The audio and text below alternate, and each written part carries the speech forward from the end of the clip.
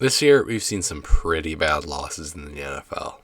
The Ravens completely collapsed versus the Bills. The Broncos led an improbable comeback versus the Giants. And in the last game of the regular season, the Steelers kicker ended up missing the extra point. And now the Ravens are going to go into the playoffs on a field goal. And he missed. So, NFL scriptwriters, what do you have planned for the first day of the NFL playoffs? How about the Packers blowing a 21-3 halftime lead to their biggest rivals? Great idea! Now, I've already seen some Packers fans try to lessen the pain by bringing up our injury luck this season.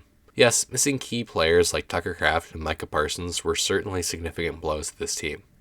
Here's the thing, though. You were up 18 points, and you lost.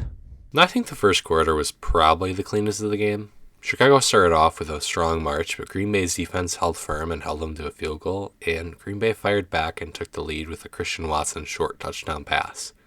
And then we got to the second quarter and the tomfoolery starts. Imagine you are in the NFL, and it's 4th and 6, and the opposing team's quarterback just threw the ball to you. Well, you aren't supposed to do that, silly. Nobody else is in the vicinity, and you have a choice. Either A, let the pass go incomplete and have the ball turn over on downs near midfield, or option B, dive for the interception and cost your team close to 30 yards.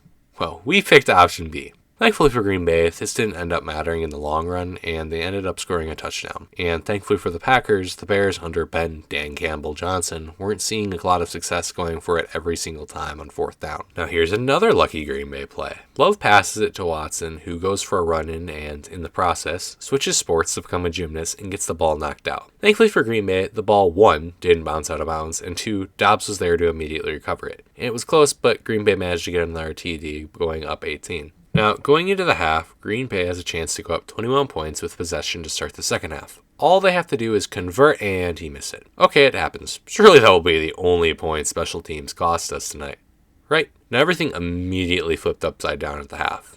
I'm like 80% sure J.J. McCarthy used some sort of shape-shifting powers to turn into Jordan Love, because this guy and this guy are not the same player. Yeah, he was getting pressured a lot more in the second half, but he just looked more uncomfortable the entire time, even when he wasn't being pressured. Now, for most of the second half, Green Bay's defense really stepped up and did good, especially with this play where the Packers kind of got lucky they didn't get a roughing the passer penalty. Then again, both teams should have gotten called for more stuff anyway.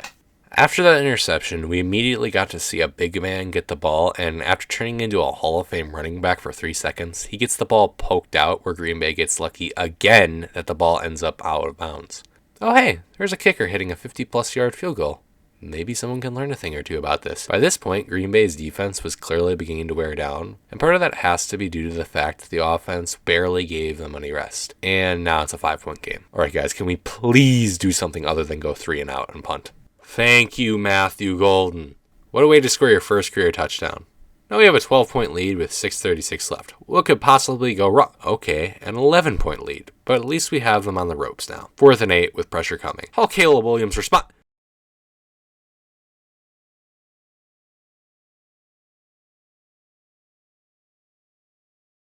Alright, Caleb, credit where credit is due. You have ice in your veins. Sorry to say, though, we are totally not going to blow this game away. I mean, what are the odds McManus misses another kick, and it's off? Please, defense, save us. Williams throwing, and it's caught for the touchdown by DJ Moore. Alright, Jordan, it's time to prove all your haters wrong. Go out there and show the world that you are truly the 3rd straight Hall of Fame quarterback that this franchise gets the privilege to call its own. Eating furiously, it's dropped. Love, looking. One last gasp. Moving guys around. Fires to the end zone. And the season's over. Now, I'm of the personal belief that people are usually too critical of athletes. I mean, this is a team sport after all, and even though I made a point to call out certain players, they are humans, and humans make mistakes. This was a collapse as a team, not as individuals, and I think bashing them as such really fails to understand that. Except for this guy, he better learn Chinese quickly because he's gone by tomorrow morning. I am a Packers fan, but credit where credit is due. The Bears massively overachieved this season, and even though this collapse had a lot to do with the Packers making mistakes, it also had a lot to do with the Bears just playing great. Especially Caleb Williams, who has gotten criticized a lot in his young career for reasons like being inefficient, or wearing nail polish, but he balled out when Chicago needed him most, and nobody can take that away from him. With that being said, whether they face the Rams or Eagles, you're going down, Chicago! Thank you all for watching, and if you enjoyed, please consider leaving a like and subscribing, and please also check out this last video where I talk about the greatest NBA Finals performances of all time. Have a great day, everybody.